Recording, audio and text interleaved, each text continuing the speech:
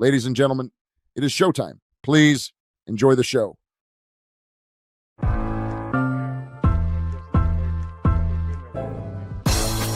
It's the corner where the treats at.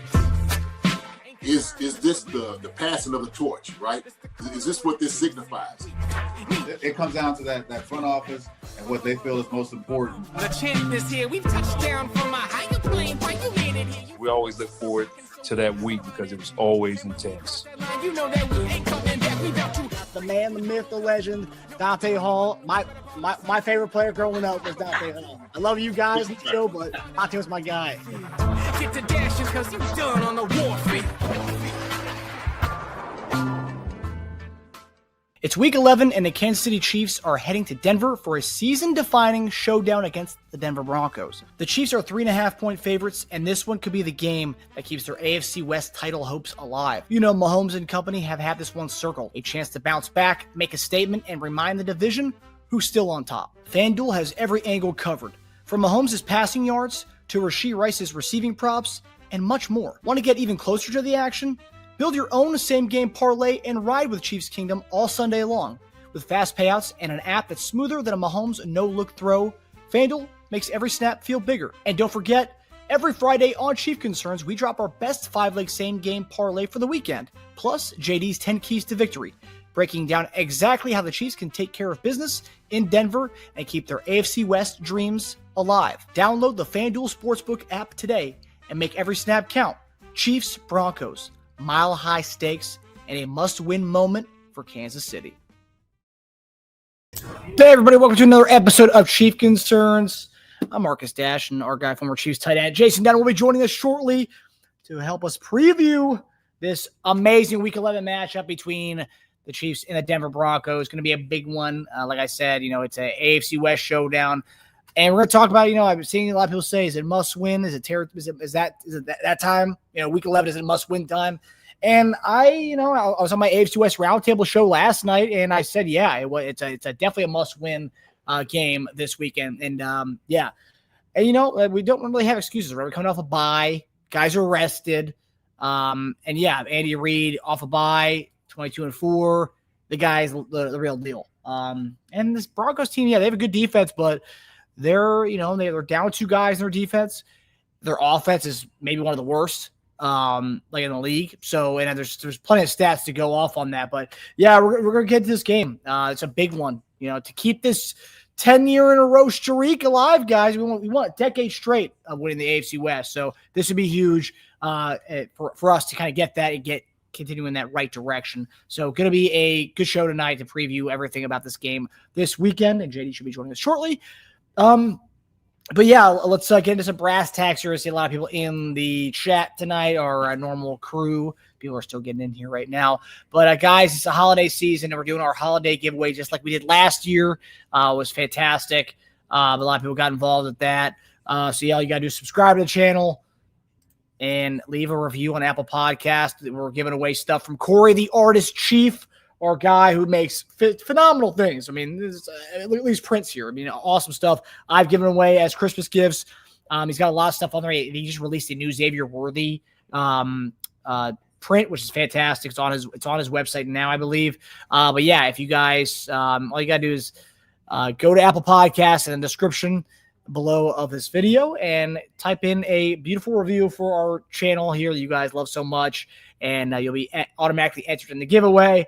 So far we've only had one person do it, and I believe we're gonna go ahead and give away that one tonight just to get things started with this whole thing. So Hippie, I will send you something fantastic, and we've been doing this for a couple weeks now. Hippie's the only one to give us a beautiful review, and that's the review right there from our friend Hippie Cypriot. Best Chiefs podcast. Love this pod. Fantastic Chiefs content. JD, Marcus, Tasia are the best. This show is full of laughter and love. The best community to be a part of. Love you guys. Kim, a.k.a. Hippie Cypriot, at Hippie Cypriot. Hippie, all you got to do now is just email me at chiefconcerns@yahoo.com to claim your lovely gift. They'll be sending you with also a Chief Concerns headband as well to you, Hippie. All you got to do is send me your email or send me your address through email. And then I'll get you that stuff. So Hippie, appreciate you guys. Still plenty of time to get in on this. So yeah, get involved with this giveaway. A lot of our guys were in this last year. Females and gents were part of this last year. They got some good stuff. So Hippie, welcome to the giveaway, and she got a dub on that one by being the first one to do it. Yeah, all she had to do is to be the first one in there. She got it. So we've doing it for 2 weeks now, and she got hers. So Hippie, hope you enjoy the amazing things we got here.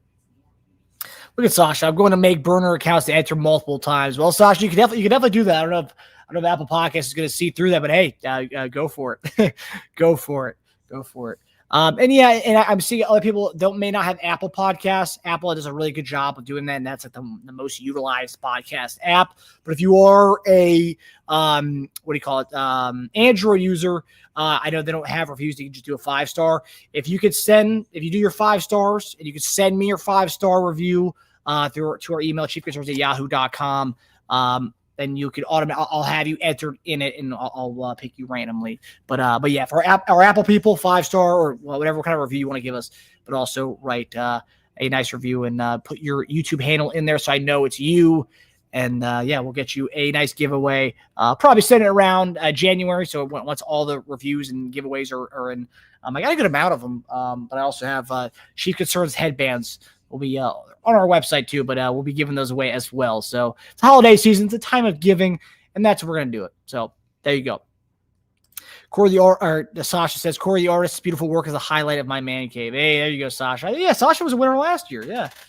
We you guys did your thing last year. I know we've had a lot of new subscribers and followers, so we'd love to give you guys in on these Chief Concerns giveaways. So really good stuff, and it helps the channel out too. That's the big thing. So Apple Podcasts.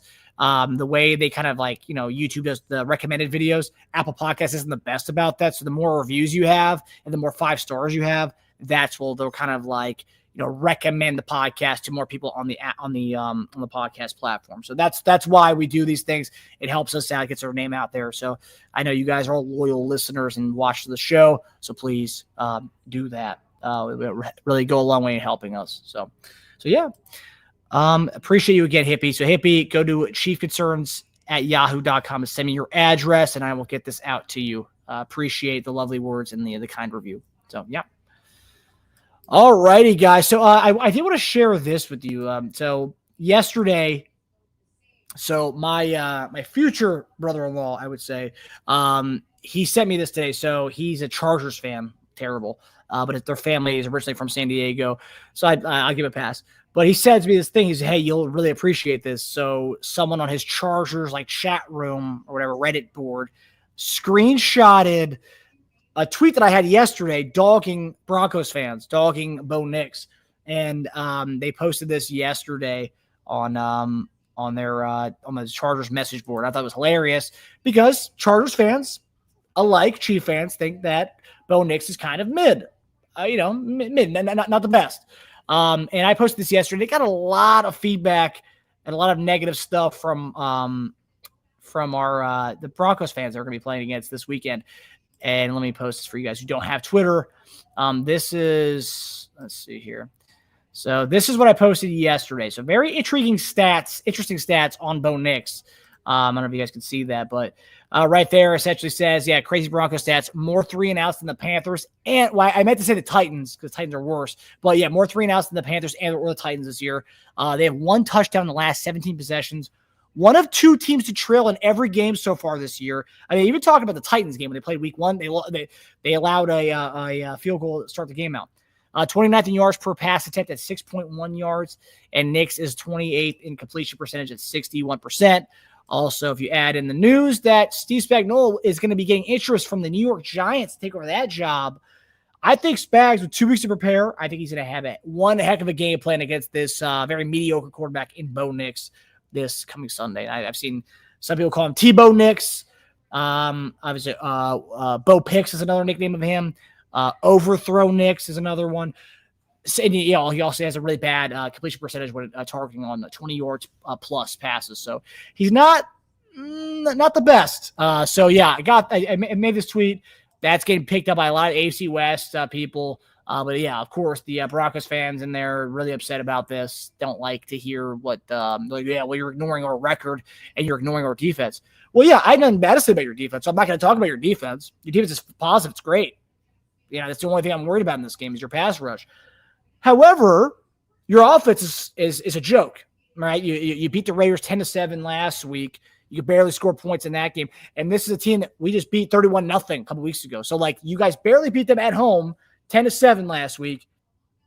You have your offensive pieces, but you scored 10 points against them. That game the Raiders really should have won that game. It wasn't for a block punt, right? I think, this Broncos offense is nothing to write home about, just to say the least. So I posted that. So that's one statistic or multiple statistics there. But Bo Nix accuracy, yeah. Nix bar, Twix bar. Okay, I like that too. Yeah. And breakable. Okay. Party size. The party size of bars. Randy Conley Saints players carried Sean Payton as head coach. I mean, in this team, that's fine. Most, some teams have their advantages, right? And the defense is obviously carrying this team.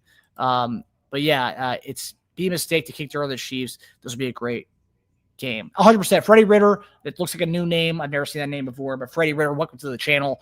Welcome to the chat. But you are right. This is a must-win game. I haven't seen them, so I'll hold my horses. Okay, well, hey. It's they aren't impressive to watch. They have a really good defense, a great pass rush. No Patrick Surtain, no Alex Singleton. That's actually a crazy story. He was actually out with a he had to get surgery for cancer, testicular cancer, and he got it the next day after that Raiders game. So he knew he had it, and then so Thursday night and Friday morning apparently he gets surgery on it. Pretty nuts that he was able to play that game, and he's not playing this weekend, but prayers out to him. It's football is football, right? We all have our teams, but at the end of the day, sending prayers to Alex Singleton and his family. He has underwent successful testicular cancer surgery, so but he won't be playing in this game this weekend. But that was a wild story. Played Thursday night. The next day, he gets his testicular cancer surgery. So. Definitely going to give him love and prayers there. But he's not playing this game. No Patrick Surtain in this game, the best cornerback in the league. So there's a window there. You commit to the run a little bit, have a balanced attack against this Broncos team, and yeah. Demonte Green means cancer cheese. Yeah. Crazy story. I think I read some story where the way they found out was kind of nuts. Alex Singleton. The story was pretty wild. Let me see here. Yeah, I mean that he found out 3 days before the game that he had that he had this, and then Friday night he wanted to play in that game. And then Friday he ends up playing. It's just nuts. But it also tells you how these NFL players, man, these guys are warriors. We always talk about every week. These guys are warriors, man. There are modern day gladiators to a certain extent. To know that you have this, and talk about the mental aspect, right? To know you have this, and you play in a game knowing the next day you're going to get surgery on it. And yes, it was successful surgery, but still, man, it's kudos to Alex Singleton. I hope he recovers well from this whole thing that he's going through. But yeah, and then offensively, we're talking about how bad his offense is. No J.K. Dobbins this week. RJ Harvey's going to be their RB1 this week, and he was a high pick for them, but we hasn't really seen RB1 totes yet. He hasn't really gotten that sample size of being the guy yet. So going to be interesting to see what happens with RJ Harvey in that spot. And I'll tell you what, like I said here in this tweet, Spags is going to be in his bag this week. 2 weeks. His team, the Giants, have a vacancy now. His name is being thrown around there. I think we see him come out with a big one. And he gets an offense that's not a good offense. I mean, 10-7 against the Raiders last week. That's insane. I just don't get it, man. I really don't. So that was one tweet. The next tweet I have, this is interesting. So we obviously know the Andy Reid 22-4 record out of the bye. It's great. But this is interesting too. So I posted this on our channel or our Twitter account as well. So we obviously know Andy Reid's 22-4 after the bye, but we've never in the Chiefs era, outside of this week that we're going to be playing this week, this is the first time in the Mahomes era we've only lost one other time heading into a bye week. That was the Rams game, 2018, 54-51. We lost that game, obviously. Then we come out of that bye, beat the Raiders 40-33 in Oakland. And then you add that in with Andy Reid's impeccable record after the bye. So really, it's the only time, and the only time we've ever seen a loss going to the bye with Mahomes. We're 1-0 with that, right? So undefeated going into a bye with a loss, undefeated with that. And then this week, this is another one. So Mahomes can take it to 2-0. So we have Andy Reid's 22-4 record, and then you have Mahomes' 1-0 record going into a bye week off a loss. And he's 1-0 doing that. So you add that in, and boom, we're set. Night Hunter, which you ignore me because I was picking on half of the shoes. Come on. Night Hunter, come on. You just don't lay off. We love Witchy. I don't know what you were arguing with her about, but, lay off Witchy. She's fantastic. We love you too, but I don't know what you were arguing with her about, but come on. We love you guys. Chiefs love. John Clifford says it right. Chiefs love, baby. That goes around. That goes around. Del Monte Green means get the likes up. 50 people in the live, only 18 likes. He's right. Listen to Del Monte, guys. He knows what he's talking about. So there was that stat. Will almost missed the show. Come on, I'm glad you're here, buddy. Yeah. So we got so this stat. I thought that was interesting. Mahomes is 1-0, and it just tells you how great he's been throughout his time. The fact that only one time we were going into a bye week with a loss. Yeah, the AFC Championship game statistic is amazing, right? He's never gotten anything less than an AFC Championship game, or at least gone to one. But now you add in this aspect too, that he's just he's going into a bye week only one other time with a loss. So coming out of this, be nice, right? We have a sample size of 8 years. Was it? He's 7-1 doing this. So unreal. Well, he's undefeated coming off a bye. So it's just great. And I love seeing that. So that's one statistic, which I loved. And then where's the other one here? Here he is. The other one. So another statistic here. Love this one. Just because I was looking at it, when I was looking at the how they've never trailed, how they trailed in every game so far, I thought I was going through. I was like, wait, they're literally on the first drive. Teams are scoring on them. Yeah, be it field goals. No one scored a touchdown on them on the first drive, so it'd be nice to see us do it this week. But just looking at it, so Broncos have allowed an opening drive score in 6 of 10 games this season, and the Texans have barely missed. Texans missed a 51-yard field goal to score in that game. They missed it. It was a close one. Fairbairn just missed it off to the right a little bit. But that's 6 of 10 games. And we're talking about the Titans field goal in their first drive, as bad as they looked. Right, they scored in the first drive. Colts field goal in the first drive. Chargers field goal in the first drive. Bengals field goal in their first drive. And Bengals ended up getting their butts kicked that game, 28-3. But nonetheless, on that first drive, they score. So just tells you, Eagles punt, Jets field goal. Team that's looked bad, but I think they got they had a turnover there and they got the ball right close. Giants punt. And Giants should have won that game. Then a Cowboys field goal. And the Texans missed their 51-yard. And then last week, the Raiders scored on their second drive. They scored a touchdown on their second drive. But I thought that was an interesting statistic because it tells you we're a team. They're a team that likes to come back from games. Look at all their games are mostly fourth quarter comebacks. But if you look at what we can do, we can get on this game early, score early, and never look back in a way. So there's something there. And again, Andy's first 15. Everyone knows that Andy's got the most illustrious playbook.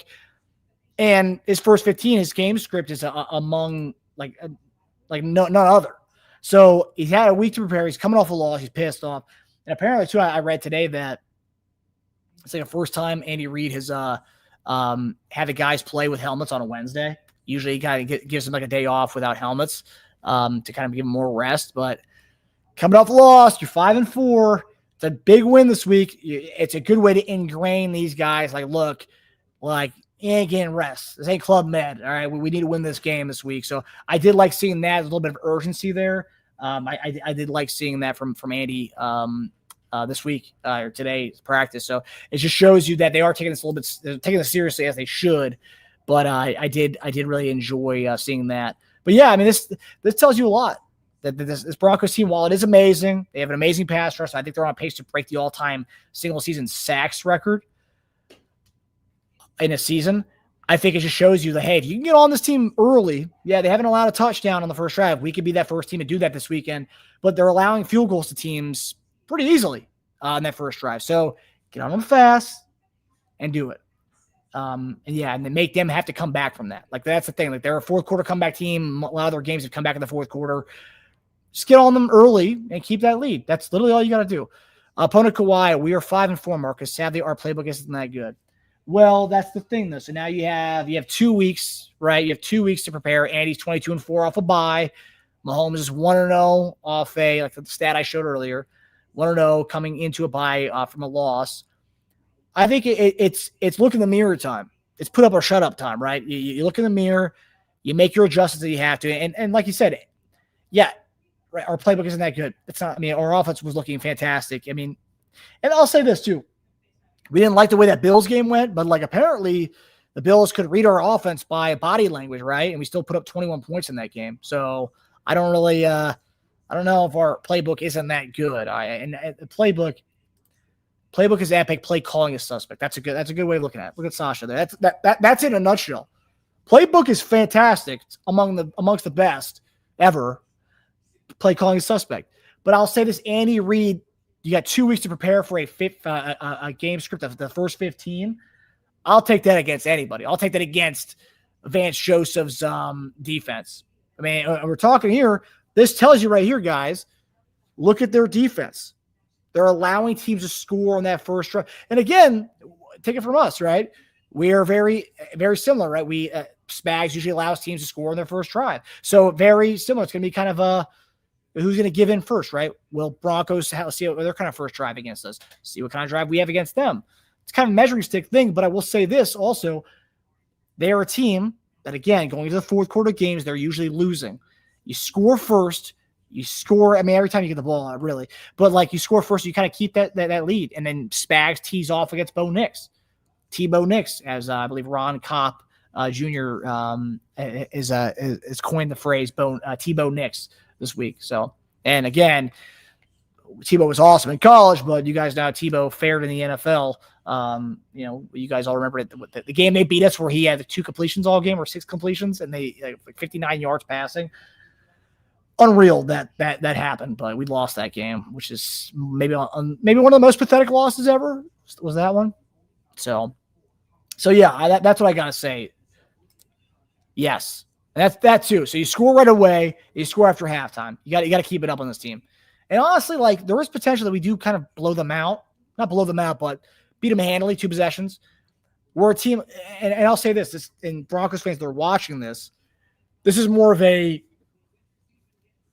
not an indictment on the Broncos here. It's more of what's a good word of saying this? It's more, we need this game more than them, right? They are 8-2. They are leading division. Even if we win this game, there's the potential we'll still be at 3rd place in the division. However, we're talking about must win, right? We're backs against the wall. I mean, Andy Reid's making the guys practice with helmets on Wednesdays, the first time all season. It's put up or shut up time. So with that urgency in mind, coming off a bye, we have all that going into this game. And by and large, last 19 head-to-heads against this team, we're 17-2. Last time we saw Bo Nix was, or really saw them was mid-season last year. But the last time we saw them was that Week 18 game where you had our 3rd string and 4th stringers in, right? And they ended up winning that game 38-0. And I see a lot of these Broncos fans that keep talking about that 38-0 game. Like, oh yeah, like we have a Chiefs number 38-0. It's like, okay, who played in that game? Tell me. A lot of those guys aren't even on this team anymore. So like, congratulations, have that game all you want. 38-0, great. But I will say, in the long run, last 19 games we've owned this match. But yes, a lot of these games have been close, but for the most part, we've owned this head-to-head with these guys in the Mahomes era, right? 17-2 last 19 matchups. So, yeah, I think the urgency is definitely in our favor. I think we need it more than them. They can afford to lose, go 8-3. We really can't afford to go 5-5. I know what we might say. Oh, I'm not going to feel scared if we do go 5-5 after this game. No, I'm gonna be upset, and I'm also gonna be kind of all right. Now we're going for the wild card. I mean, this game is the game where you say we lose this game, we're not winning the AFC West this year, and it's a bummer because I probably prefer the winning the AFC West 10 years straight than like most any other thing because we play these teams 2 times a year or 6 times collectively, so like that is kind of a big deal to me, I would say.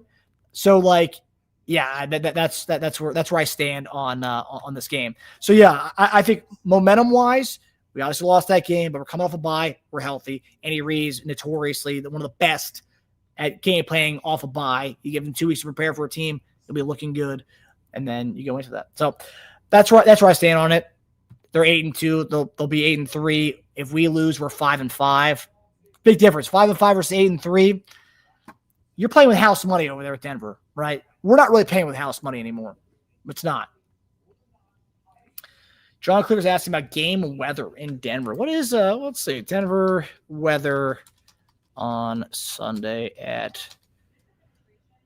4:25 p.m. EST. Oh, okay. Looks like nice. Okay. So what they are saying here, let's go to the full screen for you guys. Looks like they are saying this is going to be a nice game. So we're not getting like winter weather, it seems like, based on this report I have here. Let's look at that. So that's 4:25 p.m. Eastern Standard Time on Sunday. 69 degrees. 69, nice. 69 degrees and sunny on Sunday at 4:25. So not bad. It's good weather, right? I mean, we know Broncos weather can be up and down. So yeah. Will, Denver 8-2 was like the 2013 Chiefs going 9-0. We were frauds then. They are frauds now. I mean, it's a good point. I mean, I don't know. Were we frauds that year? I mean, sure, we were playing with.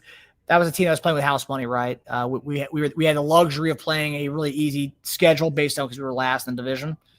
Yeah, I wouldn't say we were frauds then, but yeah, I mean, this Broncos defense is legit, so we give them that, right? So, but yeah, 69 degrees on Sunday at 4:25 p.m. Eastern Standard Time. Oh, here's our guy. There's the man of the hour. There he is. What's up, baby? What's going on, Marcus? What's going on, man? We were just talking about some of the tweets that we've had on our account that have gone viral a little bit. Some of the statistics. Huh. Yeah, I was telling the story. So my Laura, my girlfriend, her brother's a huge Chargers fan, and he sends me a text today. He's in some Chargers Reddit chat room or whatever. He goes, "I thought you'd appreciate this. Some Chargers fan was using this to argue with a Broncos fan in our Reddit chat.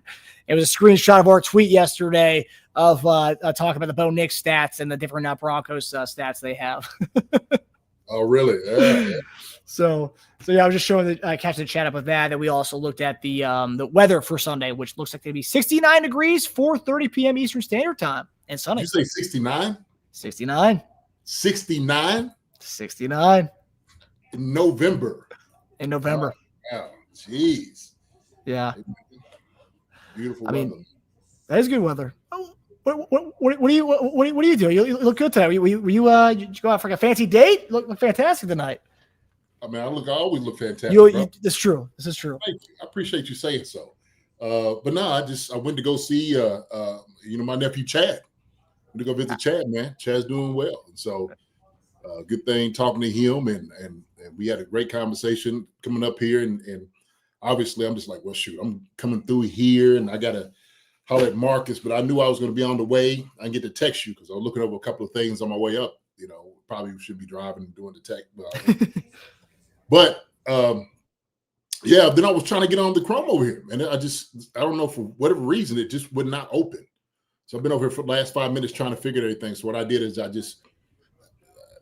downloaded it again and did all those different things, So yeah. But I guess got a little shirt on that I think it's popping a little bit tonight. What do you think, huh? You look good. Good. We got like a winter, and you got like the lumberjack look on. You know what I'm saying? Which I tell you, thank you, Andrea, for sure, and Witchy, you all still praying for Chad. Chad appreciates each and every one of those things, believe me, and so Pono as well. So Justin, Will, everybody, y'all are so beautiful. Thank you so much, people, for all of that, and Chad loves it too. So we appreciate that. But man, I used to have a shirt like yours, Marcus. It's one of my favorite shirts. I don't know. I just always look good in it. My muscles and stuff like that. It just kind of like Paul Bunyan. You know who Paul Bunyan is? Yeah, of course. Okay. All right. I was going to say, I didn't, but that's we kind of got like our little winter, kind of Or winter swag. a little swag on, man. Get out there, cut some firewood. As a matter of fact, as long as we're doing the show, I don't think I've ever seen you in a flannel before. I don't think I've ever seen you in a flannel on the show before. No, I don't think. I don't wear flannel a lot. I don't. Oh, okay. But the one I had back in the day, I still got that joke in the closet somewhere. I promise you. And I pull it out. We'll pull it out now. So tell my wife she's going to watch out. my little flannel, my little Paul Bunyan on. Chopping wood, baby. Chopping wood. Yes, sir. So, Will says JD wear flannel with sleeves cut off. I can do that. I got a lot of sleeveless shirts, man. I pull out. Sometimes, man, these guns can't be contained, Will. They just can't. So sometimes let things just I gotta let them things flow, baby. I gotta let them flow. But yeah, man. How's everybody doing tonight? Good to see a lot of people here that's in the chat. It's been a while since I see John Clifford, Gary Holland, DeMonte Green Beans, Justin Blackwell, Baca 87, Sparkle Sports Car. Good day down there, Jazzy D, Will, Andre Chenault.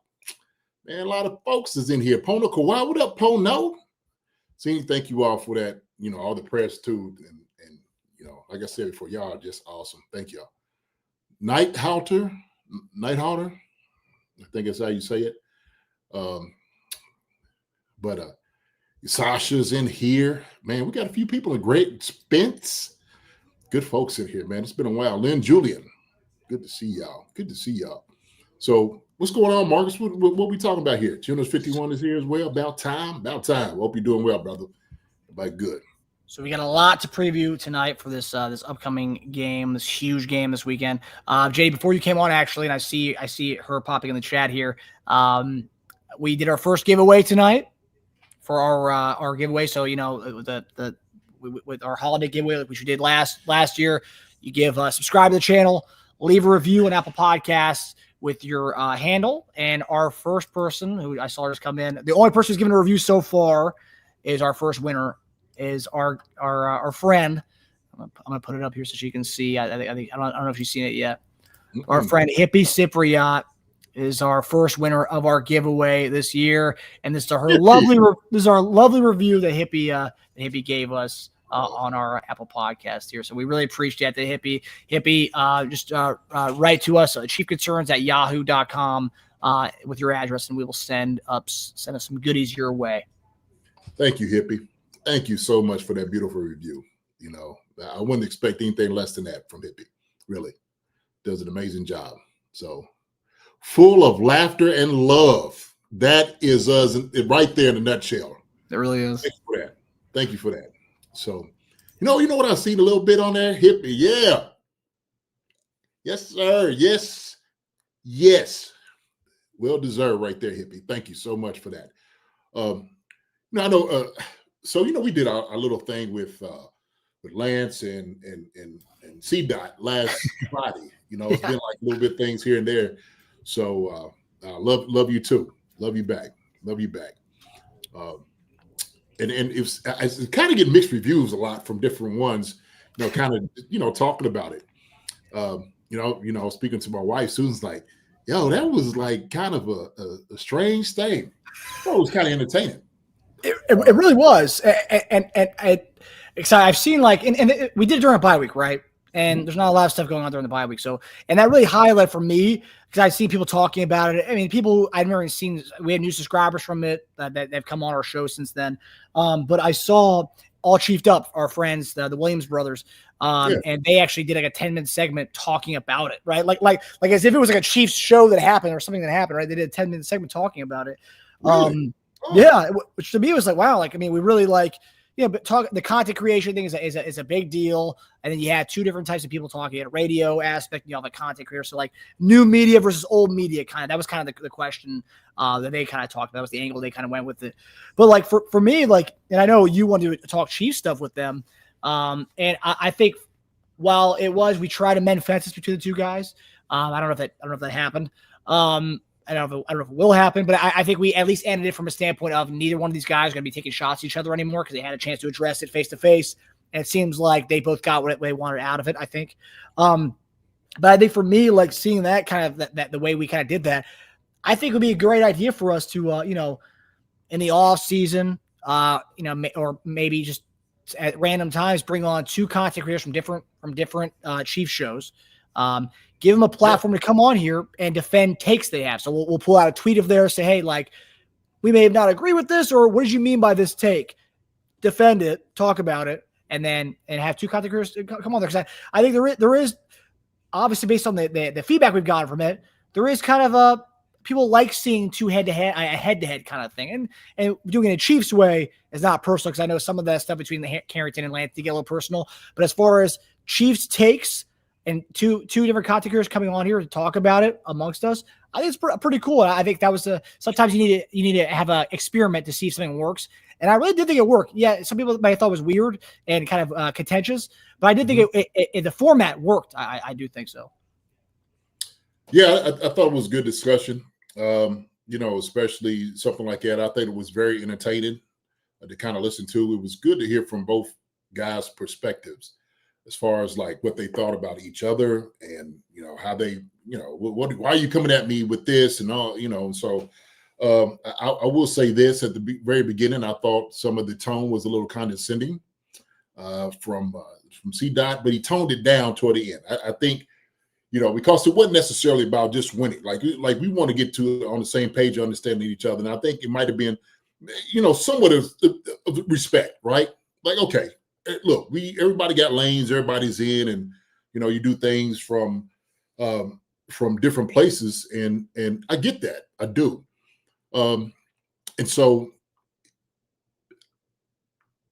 do we have something that we could send out for different ones? Sure.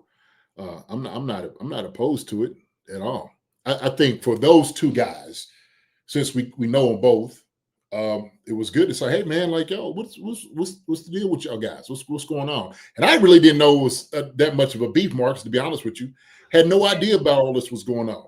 Like I told you, I didn't, and so I thought it went 2 years back. Apparently it goes like 7 years back, which I didn't know that. I thought it was like a 2-year thing, but apparently it goes like 7 years back.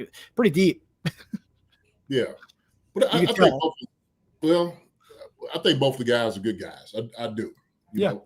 And both of them are going to drop takes that it's going to be everybody's not going to necessarily like. I'm sure we say things on here people don't like. Obviously, through the comments and stuff that we see, people coming to us. I'm like, okay, fine. I got no problem with it. We have opinions. And then, of course, if you want to dispute those things and, you want to kind of debate them, you're free to do so.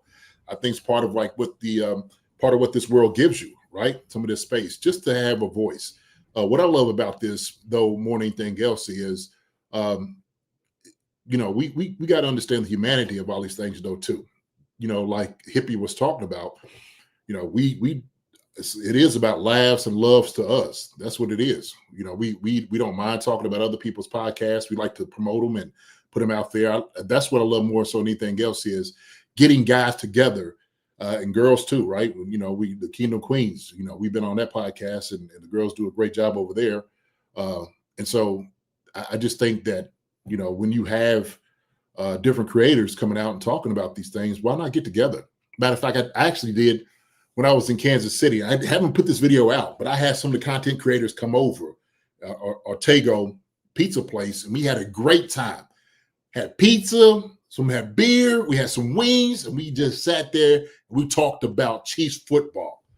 I think that's what this thing is all about. I think we're all on the same team, and I've said that before. And different people kind of commend me for like doing that, like respecting other people. And I'm all about respecting other people. I absolutely. And I think everybody has a valid reason to get out here on a podcast, say what they want to say. This is what this world is all about. The question is when people get out there and they start being nasty about it, right? Or the trolls and stuff. Those are the ones I don't really want to give air to, right? You don't want to give them jokers anything like that. So that's where I'm at, man. But I do enjoy it. I enjoy coming over here. We family over here, all positive vibes. Absolutely. We positive. And so we don't mind calling like, oh, hey, man, like we could chill out on one another. You ain't necessarily got to like it, but can we at least, be civil with these things? And I think we kind of did that. Yeah, and I think our platform, because we are two positive guys, and just guys that we try to uplift everybody, uplift different content creators, uplift people who are on the airwaves, like Carrington. I do think we do have a good opportunity here to try to mend fences in a way. I don't know if we'll ever. I mean, I saw Carrington try to wanted to do a face off with Farzine. I don't know if you saw that one too. I've seen something like that. Mm-hmm. You saw that. I was like, oh, okay. I mean, do you want to talk about Chiefs stuff, or do you want to talk about whatever you have against them? Nonetheless, but I do think it was a good experiment to see how it works, and I do think there is an avenue where we can kind of bring what you're talking about, trying to promote different podcasts, different content creators, and have them come on here and have a debate about their take on something that we may not agree with, and maybe tell their side of it, and then also another and have a different content creator talk about it.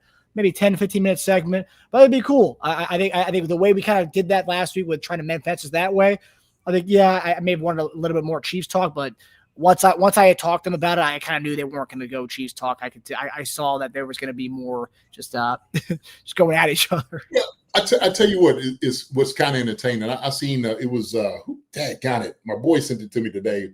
It's his barbershop, and he was talking that it sounds like us when we get in our conversations talking about certain guys, film or whatever. And I thought it was really funny because that I'm like, this is absolutely true. So I think it was Talib and who's the other guy that's with him?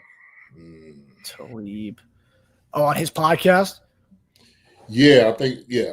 Hold on. Matter of fact, I'm gonna send this to can you? I don't know if you can play this or not, because it's on Instagram. Can you play that? If Instagram, did you share it with me? Yeah, hold on. Let me see. Send it to my my personal one, not the Chief Concerns account, so I can share it. Your just the regular Marcus Dash one. Oh, I was going to text it to you. You can do that. Yeah. Yeah, let me do that way. So I'll let you play this real quick. Okay. Told you I just got off the road, so I'm going to use the restroom real quick, and I'll be right back. Sound good? Okay. We'll talk about it. All right. All right. So JD's sending us this little thing here from Aqib Talib, I believe. All right. Let me play that here. It's not Skip Bayless. I don't believe, at least. All right. Let's play this. Okay. Bear with me a second, guys, as I do this. You guys are fantastic, as always. Okay, let me. All right.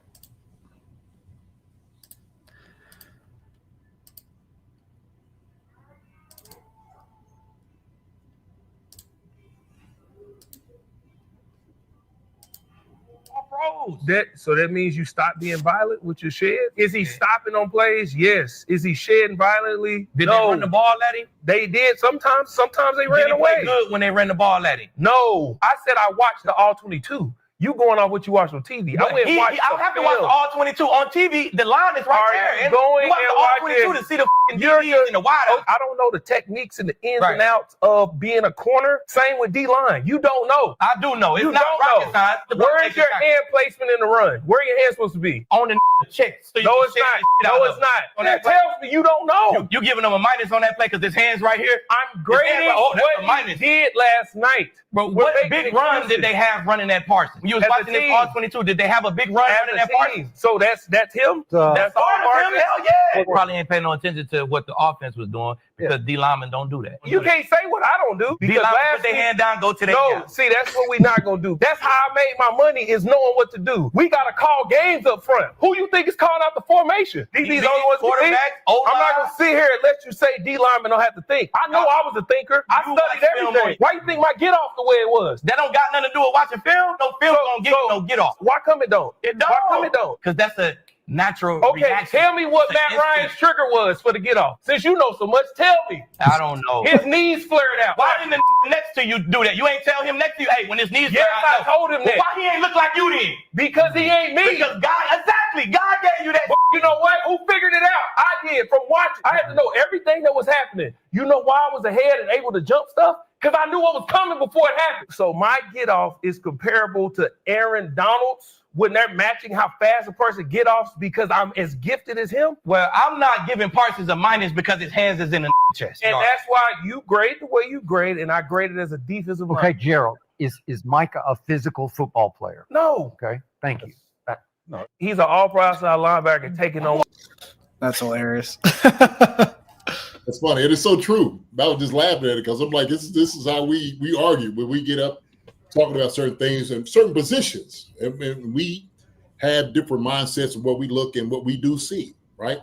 And so with that being said, talking about like Shop, Tone, Billy, I have my guys come on here, man. We always discussing different things, and that's constant. That's constant. This is what happens in the locker room. This is what happens with coaches when they get up there and they start talking about some of these things. Yeah, Skip Bear. I didn't know Skip was on the show, and I see Skip. I was like, dang. Yeah. Is he the moderator of that? Yes, so I don't know. That's the first time I've seen this show that they have or whatever it is on here. But I think something like is entertaining. When you start breaking down film, you start talking about different things. Like how I grade on my show. Right. I'm gonna look at it from player's position, from a coach's position. And the guys are gonna do that too. All these guys got a lot of experience. They see things a lot differently than some others. We'll kind of talk about that too, kind of going into Denver and what this means for us going forward. How's it going to look, right? Yeah. And this is part of like my analysis, Marcus, because I think sometimes when we're analyzing who the Chiefs are, okay, and we try and do a deep dive into what this team and what has gone wrong and why they are 5-4. We can break it down to, well, maybe this didn't work over here, or maybe, my thing is not running the football enough, right? I keep constantly saying those things. And then somebody bring up a point about how efficient we are in, plays and stuff. I think you had a tweet out I was sitting there looking at it. I'm just like, well, that gives us a little picture. Okay. Some of the, analytics, but it doesn't give us, what the outcome is going to be based off of some of the things that we have, the positives of it. And I was just thinking to myself, man, if we are running the football, how more efficient will we be in certain situations, right? So I just, when we go into the analytics, thinking about certain things, I know, there's always a conversation about other things that the Chiefs need to do, right? Yeah. We talked about that moving forward, man. I do believe we need to run the football a little bit more. I do. So, yeah, and especially when you are talking about a team that has the pass rush that Denver does, you have to run the football to keep these guys honest, because otherwise they're going to peel their ears back and just keep going, go ass all night. Man, shoot. You get in third and long, second and long, that's what they live for. That's where you start playing into their hands. And so I think because, the whatever measurables it was that we were talking about, there was people was bringing up, is because we have chunk plays. Obviously, when we played, and I'm looking at this right here, Raiders, Commanders, Detroit, we were very efficient in passing the football and chunk yards and chunk plays.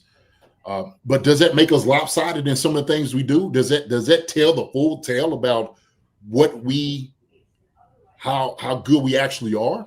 And I think sometimes what it may do is you may be set up a few times. You might not see blind spots and thinking, well, shoot, we're very successful in what we do. But also, too, what it does, you don't learn from that success. You don't know where some of your weaknesses are. And for me, I think our weakness is, well, what good does it do if we're very efficient or we put ourselves in a higher percentage to a positive plays, but nothing comes out of it. And also we get down on the 2, and then also we don't score. We're kicking the field goal. Yeah. So I think Jeremy's saying it's good right here, man. I like this.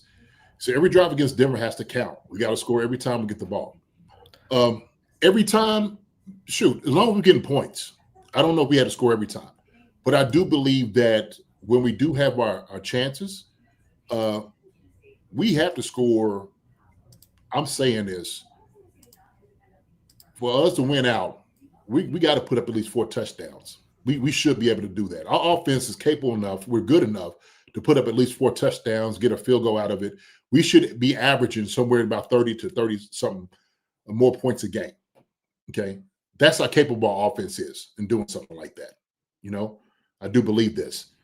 We could do it against Denver. I don't think, Denver is anybody that we should be shying away from. They got a very good defense. We understand it. Very good defensive line.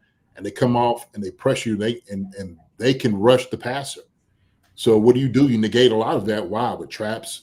When I sit there and I watch the Raiders film, I analyze that. What the Raiders did, they started trapping, Benito. They started running to the outside. They was getting a lot of crack blocks. So when you start doing a lot of those cross blocking and things of that nature, man, it messes teams up. Get it up there to the linebackers in the secondary. Let them guys make the tackles. So I think we gotta exploit some of the things that they do well. And what does that mean? Running straight at them. And I think kind of this comment here, every drive against Denver has to count. And I do think one of the stat nuggets I put on our Twitter account was the fact that Denver is one of 2 teams that trailed every game this year. New Orleans Saints being the other team. And if you look at a lot of their wins they've had, those are fourth quarter comebacks where they're trailing and they kind of put it together in the last quarter. But when I was doing the research, I also looked and saw this. So of every game that they've trailed in, 6 of those 10 games, it's coming on that first drive. And very similar to us, right? Spags will kind of let an offense kind of dictate what they want to do in that first drive, just feel them out a little bit. But there's a really good defense. But every team they've played against, 6 of the 10 teams have scored field goals in their first drive. Texas missed a 51-yard kick on their first drive, like narrowly. But, I mean, these are teams, the Titans, on their first drive of the year, the rookie's first drive, they drive down, they score a field goal. And that's one thing we have to start fast, and we got to keep it on them. And second half, and we are the team to receive the ball at halftime, score. And I think this kind of gives us seeing this, and obviously they haven't allowed a touchdown on the first drive yet. But for me, it's like, okay, Andy Reid's notorious for being great after the bye. That's because he had 2 weeks to game plan, 22-4 off a bye for Andy Reid. And his first 15, that's something he kind of like babies and nurtures throughout the whole week. And you're getting him 2 weeks to develop a 15-play game plan against this team who has notoriously this year has not been good on the first drive of games. And I think that's a big star for us, is to start quick and kind of start positive in this game. And yeah, does that mean run the ball and have more of a balanced attack? 100%. So I do think, and also too, I just think overall as a team, we want and need this game more than they do. And I think that's going to kind of go. You're going to kind of see that right away, how bad we want this game right out the gate. So I don't know that statement. Do we want this game more than they do?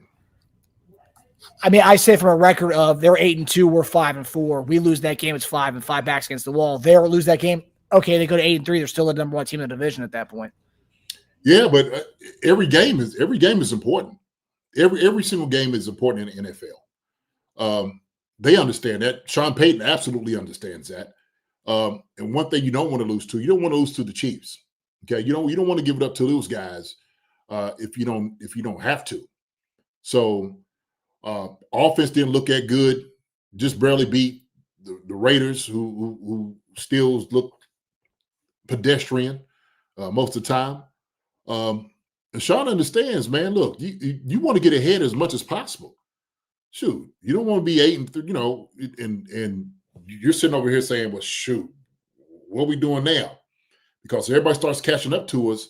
It's only a matter of time. You just start stacking wins. And they know the Chiefs, and they understand the Chiefs are still the Chiefs. We are still a dangerous football team because of who we have, who is coaching us, our history of who these guys are. Like I said, I will always defer to Super Bowl teams and playoff teams as being someone that understands how to win games, right? Denver's this year, they're the Chiefs this year because they're winning these, last drives and stuff. Hey, man, shoot, that's gonna come and bite you. I guarantee you. Look, Sean Payton is not. He's like, okay, we keep winning like that, but there's gonna be some times we ain't gonna win against teams like this. And what matters is playoffs. And you sit over here, you just barely winning games.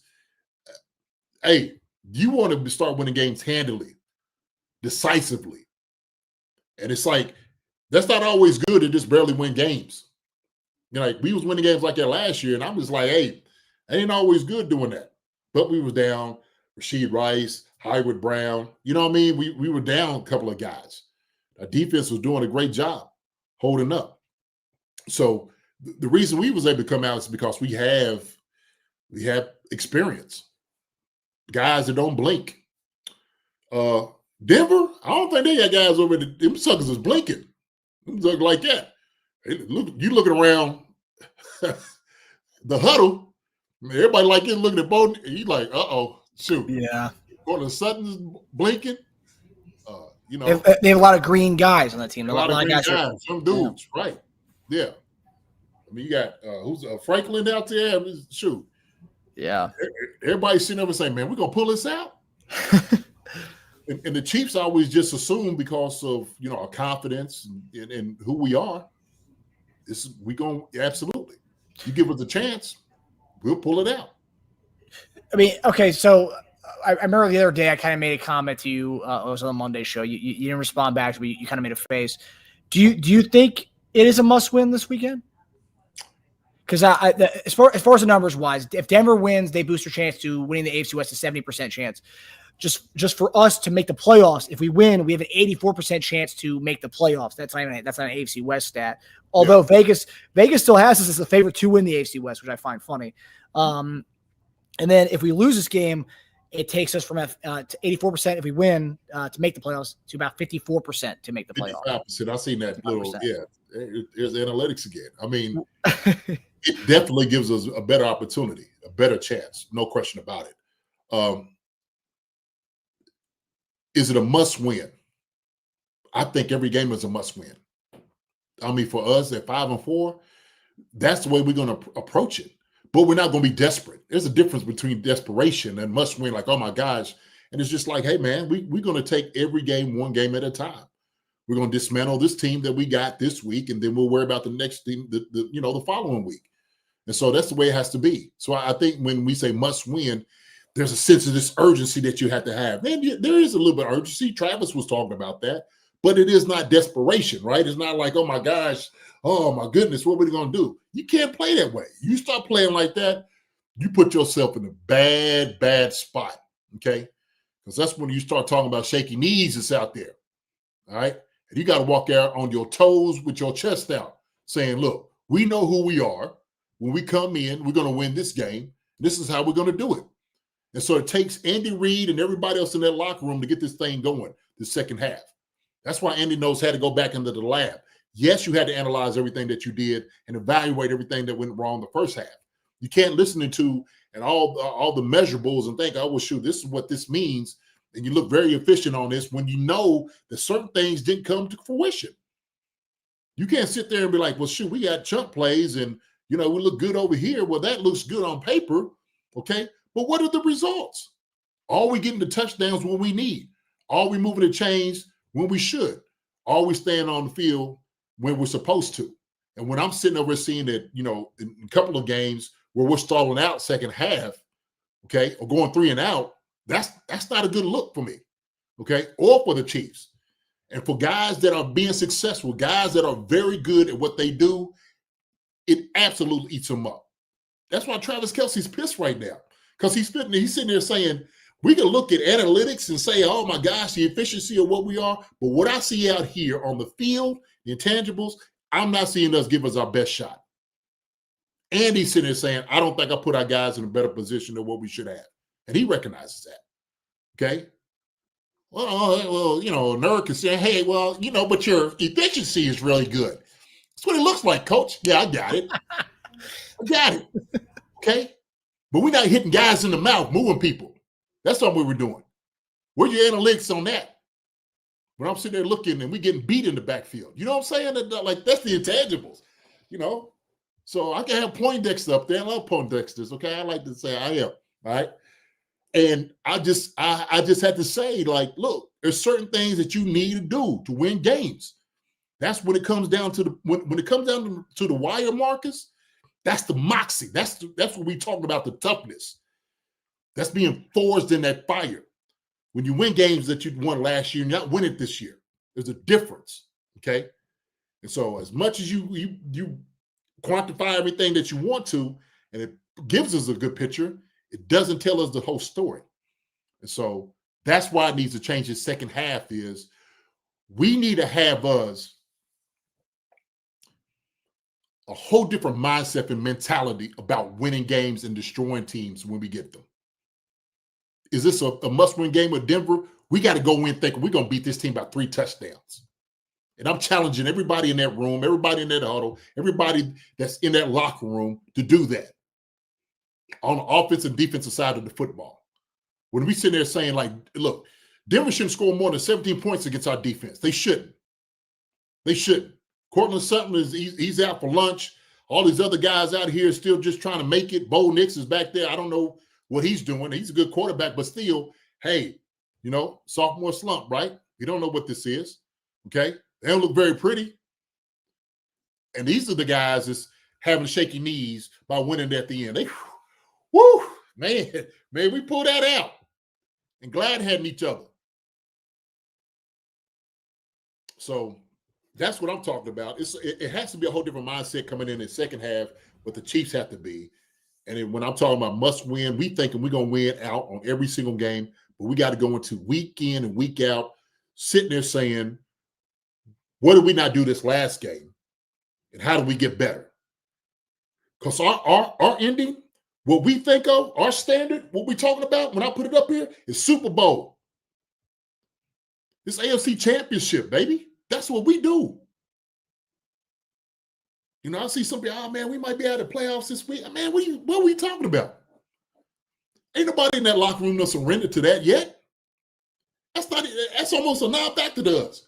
That's not even a reality we even think about. And we shouldn't. We shouldn't. Look at that. I like that. The right here, the thumbnail you got on here with Pat over. A must. We're going to win. That's what we're going to do. So. Can you, for people who obviously all of us who didn't play in the NFL, when you talk about there's a different kind, right? There's desperate teams, and you don't want to be a desperate team.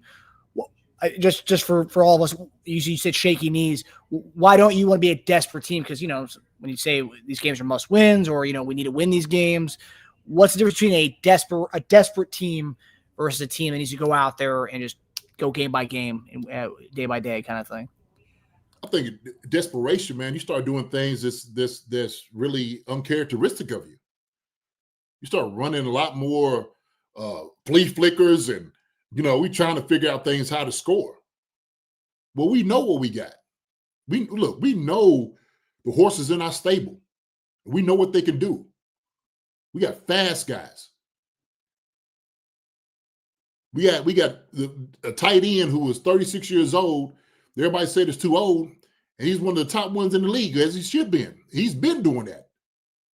We got Rashid Rice back, who's been wanting to play football, who understands, man, this right here situation, I could have been a lot differently for me. I'm taking it for everything in this work. Hollywood Brown is sitting over there trying to get a new contract. If he's found a new home, he wants to stay here. And then we've been talking about how bad our running backs are, the subpar this and all of that. And all them guys are sitting there saying, man, give us the football. Let us run. And then we can show you what we can do. And so all we've been doing is talking down on a lot of different ones, okay? And the offense on that side of football want to show it. Same thing on the defensive side of the football. Spags and analyze. Okay, well, shoot, we didn't let a couple games go. We didn't go get anybody on the defensive line during free agency. Okay, we got the guys in the room there. Everybody in here needs a swing. And I'm talking about not just one punch. I'm talking about 2 or 3.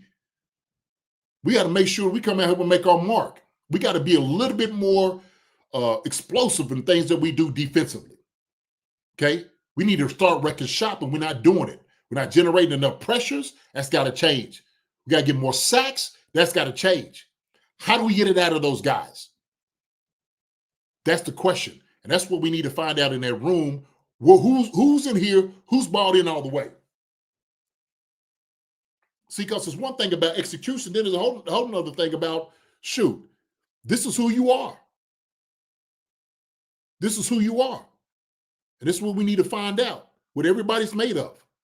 Secondary looks good. Let them lock down like they've been doing.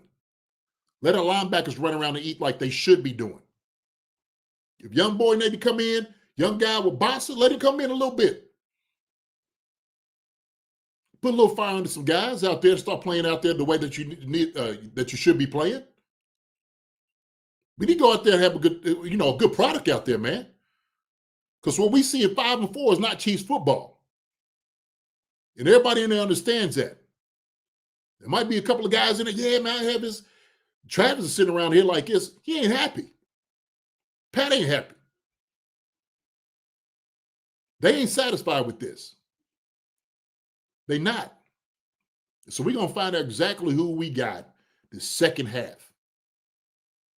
That's what we're going to find out. We need to get it out of everybody in that room. And I know we will. I know we will. So, hey, man. Hey, we can have guys come on the practice squad. It sounds good. We can get all these. Hey, it sounds great. Hey, man, we need everybody in this room. We need everybody that's part of this organization to pull in the way that they should be. Everybody needs to step their game up to a whole different level this second half. Because we got to go in and remind everybody who we are. We didn't show that against the Bills. And then we had to sit there and watch Miami decimate them like they did. Oh, my gosh. That was embarrassing on our part. We sit there saying, how do we let Miami down there? They surfing in the locker room. And I'm like, good for them. Good for them. But you know what they did? They just exposed what we should have been exploiting. And we missed that part. We missed it. And we knew. We said that dad got it. Yeah. So maybe they committed to the run, which is what we should have done all along. What did you make of a Pat's press conference today? Because we talked about it last week, the Buffalo Bills body language thing. They asked him, did you see that too? And he said, thanks to the Buffalo Bills for letting me know. Hey, man. Hey, shoot. Cool. We use all of that. Yeah. It's good. It's good information. But somebody happy is like, oh man, we look at their body. Okay, cool. Then maybe we'll suck them next time, if there's a next time. But all they did was show also too, man, there's another blind spot. We didn't see it. We giving up our tail. There's our signs. We tipping our hand. It needs to change. So how does that change, Marcus? Every route looks like a 9 route, baby. That's what it does. Every route look like we're going to go. And that's how we got to run it. That's the way it has to happen. 100%. So, Jeremy Gallagher asked, what exactly position group needs to improve the most, JD, after the bye? You want to go offense and defense, Jeremy, or just one? If you had the first position group that comes to mind. D-line. Yeah, that's where my head went. Yeah, D-line. No doubt, D-line. Look, trust the guys that got in the room. They trust them. Trust them too. So we need to see it. We need to see it. Generate Shaq, pressures and sacks. These guys got to be relentless up there on that line, man. We got to win a line of scrimmage on both sides of football. And the second group I was going to say, Marcus, offensive line. Yes, sir, Randy. Our line right there needs to work. We need to be bullies up front. And we're not. When they say games are won up there, that's what games are won. Does part of that 5-4 reflect that? Yes, it does. Yes, it does. Does that? I mean, we talk about the offensive line. Obviously, we have a lot of new parts to the team. Right, start of the season out, we had a totally new left side, and then they kind of got used to each other a little bit. But then our left tackle goes away, and it's new offensive lineman. Is there going to be kind of a growing pain again to have Josh Simmons back? No growing pains. You don't think so? So can't forget how to play football. You know what I'm saying? If you forgot how to play football in 4 weeks, you're a first-round pick for a reason. Heck, he missed all last year because of a knee injury. He's fine. Yeah. He's fine. I don't have no problem. Look, I ain't got no question about him whatsoever. I don't. And I do believe Sumate this week is going to show me who you are. You got a big boy in front of you. He's a monster. And I want to see him battle it out. This is a very good test for him. When I was sitting there and I was analyzing their defense, I'm like, yeah, this is going to be a good test for King Suma. So Mate's got to win this one. And actually, I totally forgot about this, but his first real gameplay at guard was in that 38-0 game where he got blown out by the Broncos at the end of the year. He actually looked good in that game at the left guard spot. That was his first taste of guard spot against those guys. Yeah, a little attaboy. You want a whole different level now, baby. You starting. Yeah. Now, everything is real. Now you're trying to assert yourself to being a bully on his side. Zach Allen, he's not going to be playing around, man. Hey, man, you did a good job. You ain't going to hear from him. He's throwing guys on their tail. That's what I was watching. He's a monster. He's going to come every single rep. We talking about bringing your lunch pail and hard hat to work. This is who this guy is. You better be ready. Yeah, I'm excited to see what these guys can do this week. I mean, it's a big test for these guys, and just to know that Simmons is back, I feel a lot more. Not saying anything about Jalen Moore, but to know that Simmons is back there, I feel comfortable about this head-to-head in the trenches. I do too. And even if it had to be Jalen Moore, okay, Jalen, step up. Let's go. You got you a good assignment with Benito. We know what they bring. And guess what, Marcus? Those guys got to be ready. They got to be ready because things happen. So yeah, don't sit there with your shoelaces untied on the sideline. You know, having your corn dog thinking you good and looking at everybody. You better tape up, right? Yeah. Hey, you in? Let's go. You are in, right? You are in. Put the corn dog down. You are in. Talking to me, Coach. Yeah. Give me a corn. Get it here. What the heck you doing? All those guys, everybody, look, 50 locked in. Locked in, Marcus. You got to be locked in the second half of the season, man. Yeah. There's a reason Vegas has us up here. But Vegas knows. They know who we are. Yeah. Vegas like, hey, I don't know about betting against the Chiefs. I don't know. Man. I mean, hey, I'll say this: Vegas knows that they don't put lines up there just for they know what they're talking about. I mean, like the Baltimore Ravens, for example, it's a good example. They're on a 3-game win streak. They were 1-5. When they were 1-5, they were still the favorite to win that division. And now you see a 3-game win streak. I mean, Pittsburgh's kind of fallen off a little bit. I mean, they're right there now. They're a game behind. So I mean, Vegas lines, they have it set for a reason there, and they have us still as the favorite. And I know people want to write us off, but we're still a favorite. Still a favorite, man. We are nipping at everybody's heels. And we want people, please play us to the left. Please sleep on us. Please do that. Now, be the next victim. I know you don't like ifs and negative questions and negative hypotheticals. Yeah. Let's say, I don't think this is going to happen. Let's say we do lose on Sunday. at 5-5 going into Indianapolis. Is that desperate hours?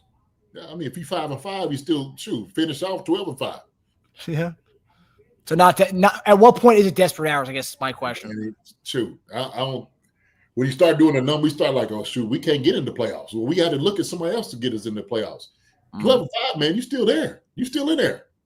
You're still in there.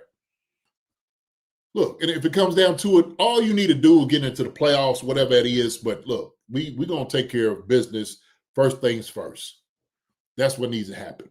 We're going to start with them. Denver first, then Indy, okay? I told you that's going to be the game. Indy's going to be the game. Yeah. Of course.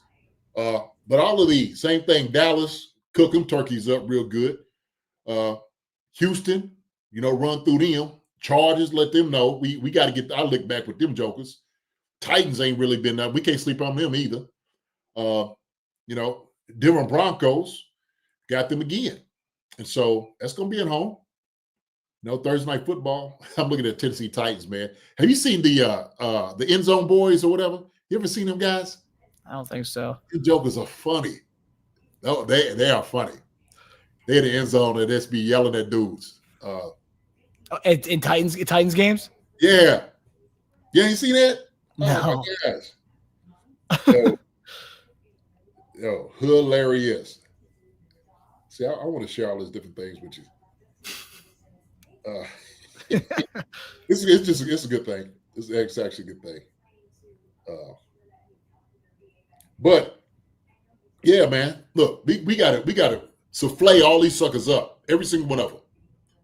Every single one of them. That's the way I look at it. And if you finish up Vegas, how they gonna look toward the end of the season, you might be able to dress, rest a few guys. You know what I mean? Guys that need it. Guys that need it. Like you earn that rest. Earn that rest.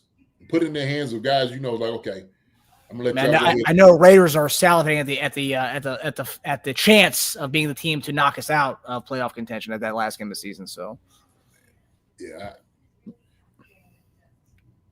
they ain't got enough in them. I think they ain't got enough in them. Yeah, they got Tyler Lockett. Went over there too, man. Yeah, and he was the leading receiver in that game last week too. Yeah, well, sure. That's what they needed. Come on, who they got? Yeah, with no Myers there, they were. Imagine if they had Myers and Tyler. Been nice. Two guys who can move the chains. Yeah. Oh man, they tripping. I got the clip you sent. Yeah, you haven't seen these. This is a little fun thing that y'all can see. Check these guys out, man. I think they are hilarious. Okay, I know the girls up here. Girls, hold your ears. Y'all watching this. Okay. Might be a little. Chestnut frosty. Hey, they need a piece. Chestnut frosty. They need a piece. Why you running your fat ass over here? Why you running your fat ass over here? Running your fat ass over here. And why y'all niggas ain't playing? Y'all ain't helping the team. Oh, garbage ass niggas. Y'all weak. You ain't helping the team. What you doing? You ain't helping the team. Get the ball. Hey, you a ball boy. You a ball boy today.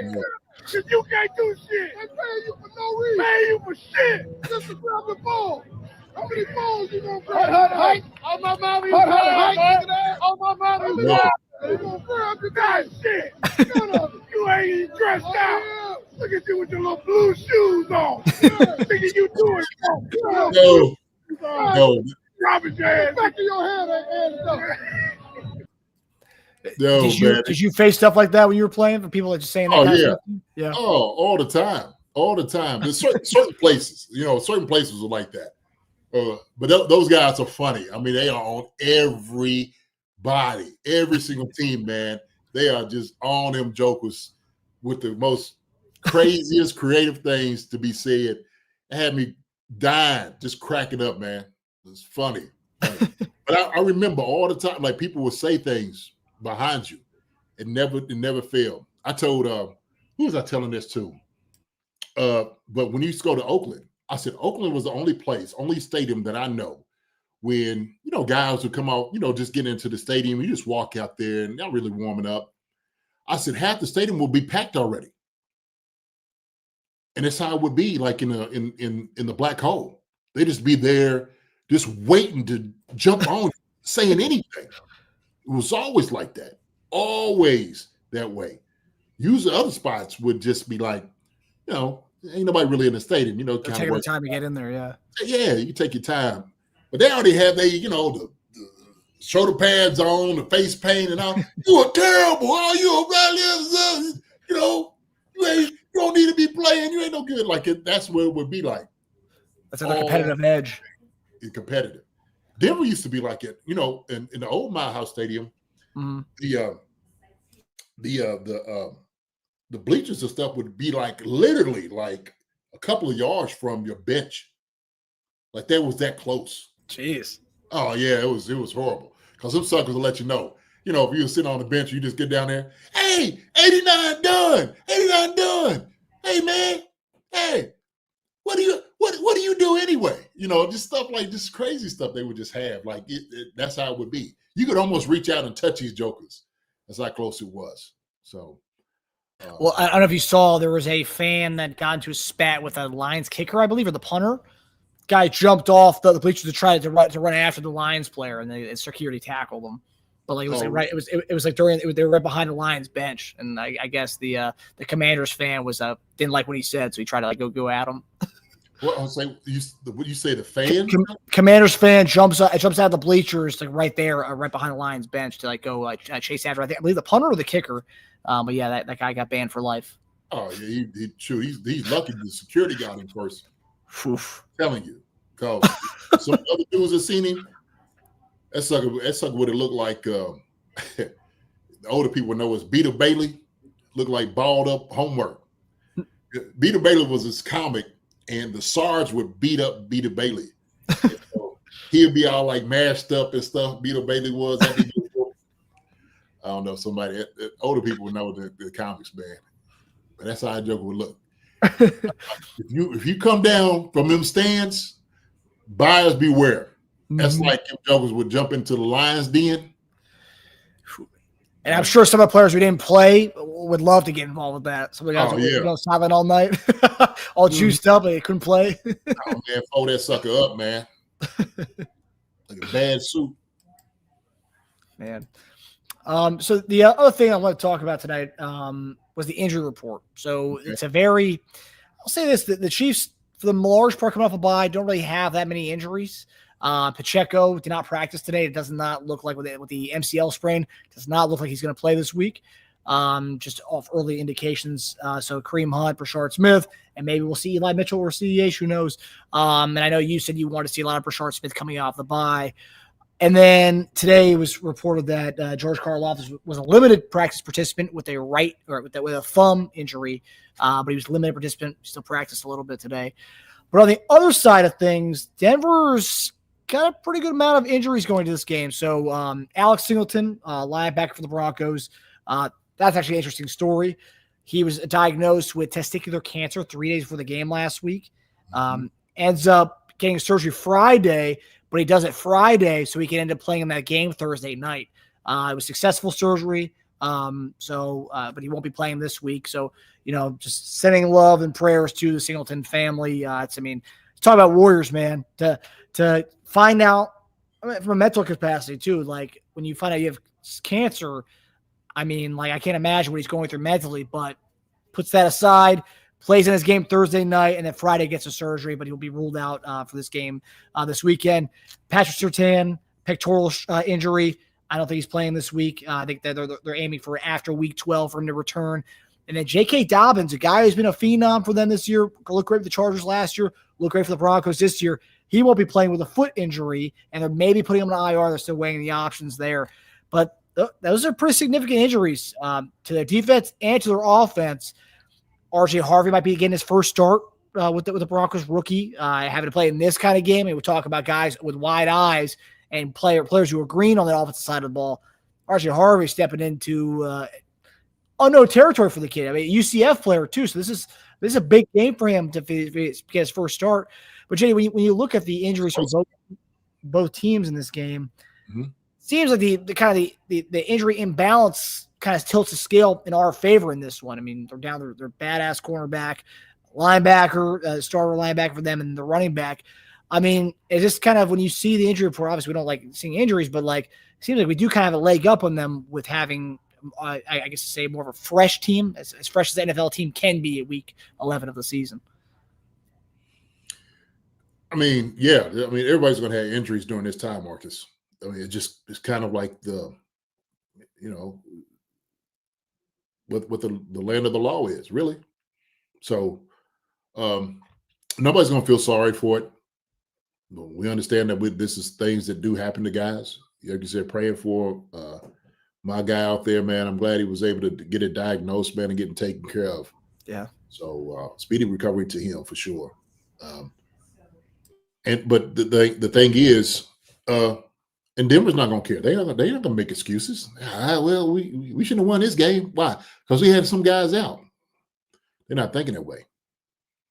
Like I said, everybody's going in to win each and every game, especially if you're serious, if you have a chance to continue to be first in the division, right? Why not? You can't go and make excuses because somebody's not there. We didn't make excuses because Rasheed Rice wasn't there. I know some people are like, Rasheed, man, sure, we should still win these games.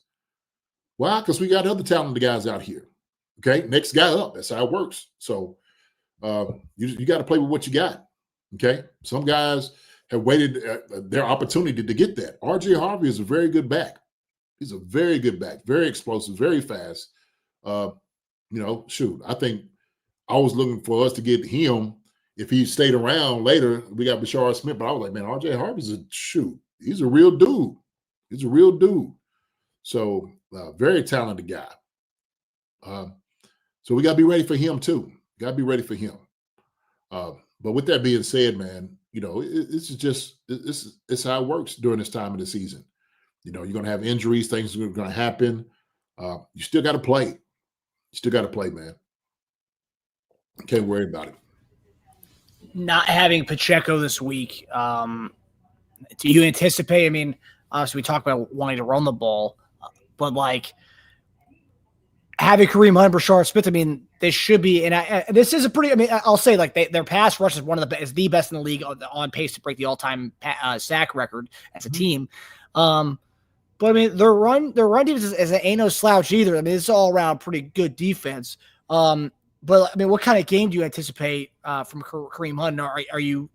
Because a lot of people I've seen today when Pacheco was not practicing, and people were like, "Oh man, we're gonna have the Kareem Hunt this week. Oh great, another mediocre run game from the offense." It's like, I mean, what are you talking about? The guy was averaging 4.5 yards against the Bills last week. But I mean, are you still kind of where you are with the Kareem Hunt, Brashard Smith? You're fine with that? I'm fine with that, man. I like that combination. He was saying we was mediocre with Isaiah out there. So what does it make? It's critics saying those things. How about we just run the daggone football? I see Genti was the things he was doing out there. Okay.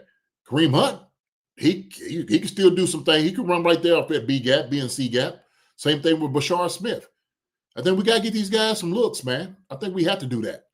So I know they asked about Elijah Mitchell. We don't know what to deal with that and the CH and stuff, but hey, Kareem and Bashard can do exactly what that is. Do we think we see Elijah? I would love to see him. I know he is raring to go. He cannot wait for his opportunity. And I guarantee that sucker will come in and he'll do something. So we'll just have to see. The only thing about that, Old Thunder and Lightning, yes, sir. The only thing about that is when you get a guy like Elijah Mitchell and you're trying to get guys out there, you may have to take a dude off special teams. Is this going to mess up with your special teams or not? That's what you have to start looking at. But does it mean somebody else has to do double duty that was going to get more playing time? So changing of special teams might not be the worst thing.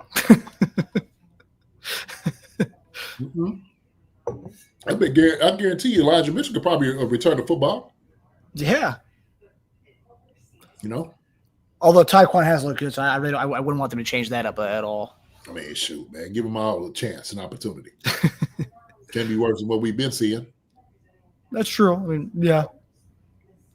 So, but Eli Mitchell, yeah, I hope they activate him. I know it's not a knock to CEH, but like I want to see what Eli Mitchell looks like in our offense, right? We've seen CEH, what he can be in our offense. I think it's time to see what Elijah Mitchell can be. But my only drawback to that is it's like, okay, so in that case, we talk about giving – because I think Hunt needs totes to get going. And if you look at him, he gets better as the game is going. If you look at him in the second half of that Bills game, he had one run where he broke like 3 tackles, got like 8 yards on it. But like give him the ball, get him going. My fear is bringing Eli Mitchell or CH into the mix. It's like, okay, now we're splintering up the carries total. And I think like – I would love to see a 15-8 or 15-10 kind of a split between Kareem and Prashard Smith. I just think if we have CEH or Elijah Mitchell in the picture, actually, if we have Elijah Mitchell in the picture, I think that would take a little bit more of carries. I think CEH, they know he's more of a – they're not going to give him a lot of carries. I know they gave him 2 carries in that game on last Sunday, but I do think it would just take away from where I think we could – the possibility of what the smash and dash and the thunder and lightning that Jason Tarbox talks about here with potential with Kareem Hunt and Brashard Smith. That would be my only hesitation in having Eli Mitchell get involved in this. But I do want to see him, though. I think he's got something to offer for this team. There's a reason why we signed him right off the gate of free agency. So, yeah. So what if we're saying, okay, a guy that has a lot more experience, okay, let him be the lightning. We still have Brashard Smith in a row. You could probably put him out more slot and doing all those other things, jet sweeps and all. He can still do that. So who's to say? I've seen other teams like, hey man, we could do this. Hey, Elijah, get in there. We're gonna see what you can do. Okay, you got experience. We're gonna see you. Would you see that as a desperate move going with a running back who hasn't received any carries at all? I knew you was gonna say that. I knew you was gonna say that. I knew you was gonna say that. That is not a desperate move for me. I don't think so. Because we don't even run the football enough, Marcus. It's true. You know what I mean? Is a desperate move running the football when you got capable guys back there? And I'm telling you, like, look, I trust the guys is in Kareem Hunt, Brashard Smith, Elijah Mitchell, CA just got over here. I think, hey man, shoot. I think Elijah Mitchell might be a good change of pace. Yeah, I agree. Pete V says, giving a running back, or the funny one. Giving someone 2 carries is disrespectful usage. I don't care who the back is. Yeah. I mean, but 2 carries in our offense is actually a decent amount of carries, actually. Because I mean, when the top back's getting 11 and you're only and the third back's getting 2, it's actually not bad. Which is kind of crazy, but it is crazy. It's just crazy to say something like that. I mean, almost half of what the story back's getting is kind of nuts. Okay, and then the other side of the ball, George Karlaftis, right thumb injury, or I believe it's right thumb, but thumb injury nonetheless. Limited practice participant. We never heard anything about this before. Then all of a sudden, first practice, he has a thumb thing going on here. Is that concerning to you? No, that's football. Shoot, you gonna have all these wrists and all this going. That's your thumb. You like, hey man, come on. You shouldn't even put that on the report. Unless it's broke. You're spraying and stuff. You all right? You good? We good to go. We good to go. Hey, coach, we good to roll. We good to roll. He's fine. I mean, worst case, put a club on it. Hey, yeah, exactly. Right. So what I'm doing is I'm sending you 2 videos, okay, that I think I would love to see if scheme-wise kind of run a little bit of this. I think it's what they were very successful at doing.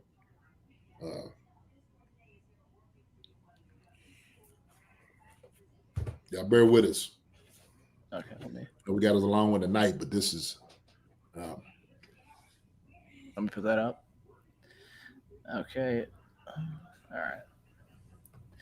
Jay, while I get this ready, there was a report today that talked about the whole desperate. I think it's kind of the theme: desperate or not, desperate or not, desperate.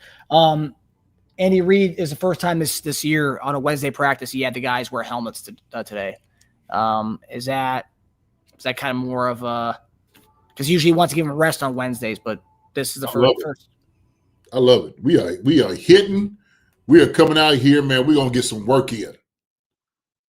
We need to do some work. Look. They had a good break. Gave him a good time off. Which, to be honest with you, I ain't never seen no time like that off for a bye week. Coach Mia, boy, that joker he split it up, made sure we was back. Couldn't let us go too far. Shoot. Like Mike he was in a different country? Ain't no way. No way. Shoot. He couldn't even get to Vegas good enough to come back and have a good time. Turn right back around and have practice. Coach Mia knew what was going on. He not, I am not letting y'all guys get away too far. No, yeah, keeps eyes on you guys. Yeah. All right. So there's the first clip here. Mm-hmm. Play clock it. All right. Can you see it, JD? Yeah, I can. This is what we're going to see. This is their defense. This is what we're going to see.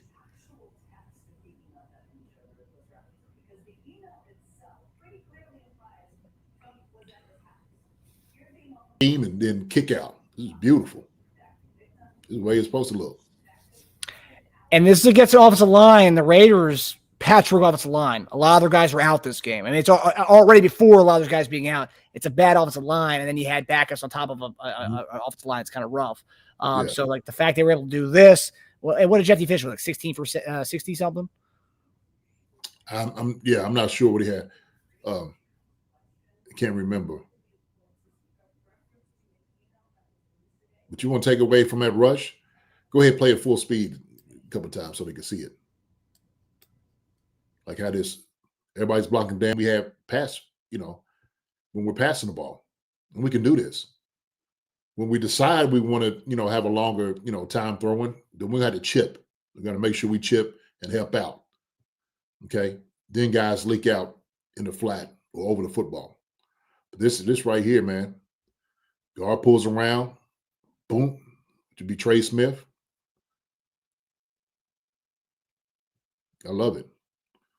We got to get that type of movement. Look at that movement up there, man. Look at that movement. Brady's offensive line. Just go back to that movement from well, you could play it. It gives you two different angles. Look at that movement. They're killing them inside. We can run against this team. They're thin, they're fat, they're a fast team, man. They want sacks is what they want. Look how high they get. When you get defensive line that high, Marcus, we ought to win. Creed Humphrey ought to be salivating. Wrestler, you get high like this, I'm going to win with leverage.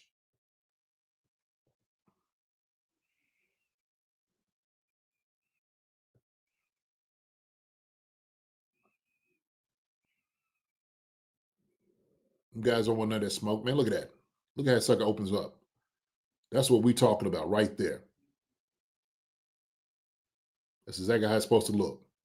It's good block. When you're trying to throw the football first down and stuff like that, then they're going to try to tee off on us. They're going to tee off on our linemen.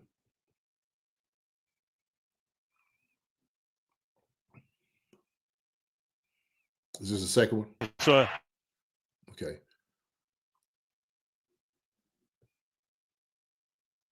Here we go. So crack block, right? Out leverage the defense. The defender's not going to give you more than he needs to. He's going to try to play, halfway. We could crack down on this and get around the corner, get around the edge. It looks good. Rashard Smith could do this. Pitch out. This is perfect. Crack block. Hold up the edge. Get Josh Simmons coming around. Let him hunt. Clear it out. Body on the body. And then hit the gap.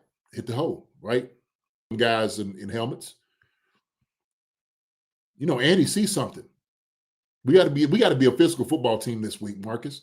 Not just this week, but the rest of the weeks going on. For the rest of this season, we got to be a physical football team up front. We have to be. I think things like that, man, with what you do, crack blocks, kick outs, traps. You know, you could do zones. Hey, man, we can. Kareem's a bowling ball. He's going to be hard to block or, bring down. We don't need him for him to hit the 20 and over his head. We don't need him for to hit 40 yards. Just move the chains. Beat up his defensive line who likes to rush the passer. Beat them up, and you watch what happens to them. You watch. And guess what? They're gonna look like that picture I sent you of Beetle Bailey. Let me pull that up. Yeah. This is what I want them to look like. Y'all know who Beetle Bailey is. I'm gonna show you this.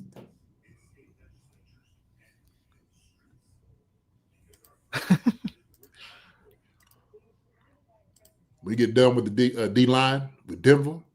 This is what I want them looking like.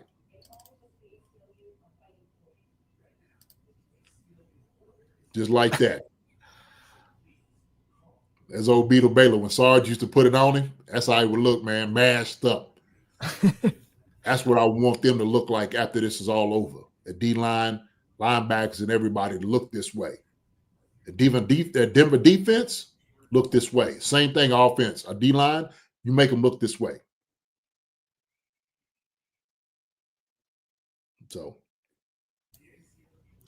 Yeah, Jeremy Gallagher says Denver's had a baby poop soft schedule so far. Yeah. Gotta watch my words, JD. Girls. It's ingrained in my head now. Oh, yeah. They already in bed. They past the bedtime. All right, so we're kind of talking about our offensive scheme and defensive scheme. The final topic here is just kind of going over the statistics between both teams. And these are two elite defenses in this game. Obviously, Kansas City, teams aren't really scoring a lot against us. I know last week was kind of an anomaly, the Bills game, but Chiefs performing at top 10 level this season, ranked 7th overall in PFF grades. Last 4 games, if you just look at the last 4 games, includes the Bills game, holding opponents to just 11.25 points per game, which is unreal. Of course, the Raiders 0-point game really helped with that. But Denver, on the other hand, third in NFL in points allowed, 17.3 points per game, fewest yards per play, and then, like we mentioned, lead the league in sacks, 46 through 10 games. 46 sacks through 10 games, like I said, on pace to break the all-time single-season sacks record for a team. But on the other hand, while we are this explosive offense that we've come back to life a little bit over the last few weeks, we need to run the ball, but still our offensive explosion is back. Denver's, on the other hand, is very inconsistent and has been underwhelming for much parts of this year. I think they are amongst the top 5 in penalties on the year offensively. 1 touchdown in the last 17 possessions, more 3 and outs than the Titans. And like I said earlier, one of 2 teams to trail in every game so far this season. Knicks, 29th in yards per pass attempted, 28th in completion percentage. And on throws of 20-plus yards this year, I think he ranks 32nd in the league right now. So not the hottest for the guy. But, Jenny, this kind of, like in the arguments I've had with these Denver fans online, it kind of begs the question here. What's more likely to happen? Our offense to kind of have an explosive type of game against this Denver defense, or this Denver offense, which is we have not seen it do much of anything this year, have an explosive game against us? Which do you see is more likely going into this Week 11 matchup between the 2 teams? I see it on both sides. I do. I really do. I think we need to play a complete game on both sides of football and special teams. We got to be able to come in and help ourselves out. And so what you do, you stifle what they do offensively, okay? You keep them frustrated, and do that by bringing pressure, running man, get guys coming from different areas. Be ready for those things. That's what you have to do, Marcus. And then on the offensive side of football, man, we need to score points. We can't be shy to run the football. Doesn't matter what they say. when we start looking at who they've gone against, right? Tennessee Titans. They had the Colts that lost to the Chargers, beat Cincinnati. I think Burrow was out at that time, right? Beat the Eagles, which they probably shouldn't have. I watched that game. The Jets, of course, they're going to beat them. Giants beat them. Cowboys beat them. The Texans and the Raiders. That's their schedule. That's who they got. That's who they beaten. Now, we probably shouldn't have lost to the Philly for the Eagles. But other than that, man, everybody else on it was a beatable team. Guys was hurt. And so, shoot. I just, it's good to have that. And you talking about they was one-score games? They're 6-2 in one-score games this year. We on the other hand are 0-4 in those games. So I think we got to go in with a clear plan of what we want to do. Seriously. The one game. What were you going to say? No, I said we can't play around with them. I don't think we will. So. The one game we talked about on Monday that really stood out to me, and I kind of did some research on the game plan, was the Giants game. The Giants were able to, in Denver, with rookie quarterback and rookie running back, they were able to kind of put together a really big offensive game plan. I think they had 7 plays of 20 yards or more in that game, and that's a team that's really not explosive offense by any means. But the one way they were able to attack it, which is something that we kind of do, is RPOs. Their usage of the RPO in that game. And I know Jackson Dart runs it a lot more than Mahomes does. It's kind of his game a little bit. But I know we've seen Mahomes do it this year, and we talk about must win or not must win, but it is a game that we need nonetheless. And we could see Pat put on the Superman cape this week and run a lot in this game. Not a lot, but a good amount. But in order to do that RPO, in order for that to be successful, that we need to run the ball with Kareem Hunt and Rashard Smith. No? Yes. Pat running, no. No, I do not. Like I said before, Pat took too many shots his first half of the season. I don't want to see him take, shots he doesn't need to take. You don't need to put the cape on. And that's part of the problem. Part of the problem is sitting there saying, look, you can give this off to other guys out here that can ball with you, Pat. We'll protect you. You slice them up. Okay? We'll get open. We'll catch the football. We'll get up the field and we'll score. I don't want to see Pat out there putting the cape on when he don't need to. That's desperation. That's, when you start seeing that's desperation. That's what I saw against the Bills defense, against that team, that game. It was desperation. I didn't like it at all. Pat was getting killed, getting hit. I'm like, golly, man. Like, yo, this is way too much. You can't do this. As I told you, PM15 goes down. Hey, man, we ain't got time for that. We ain't gonna do that. We got guys around that can carry the load, that can shoulder that burden, man. We good. And also with that Giants game plan, they did do a lot of things, kind of diversifying their approach. A lot of jet sweeps, which actually helped out in that game. And to this point, we haven't seen a lot of jet sweeps. Those famous McCole Hardman plays that we were big fans of. In that Giants or that Bills game, we didn't see any reverses from Xavier Worthy. We did see the Wildcat with Rashee Rice, but we didn't see the reverses, those jet sweeps that we do like to run. We didn't really see them. So I do hope they do kind of take a lot from that game plan that the Giants did execute against the Broncos. And it worked. I mean, they should have won that game. And also in that same game, if you look at it, Theo Johnson and Bellinger, both their tight ends, kind of dominated them. And we're talking about Daniel Bellinger and Theo Johnson, 2 young bucks, versus what we have with Kelce, Noah Gray, Tanyan.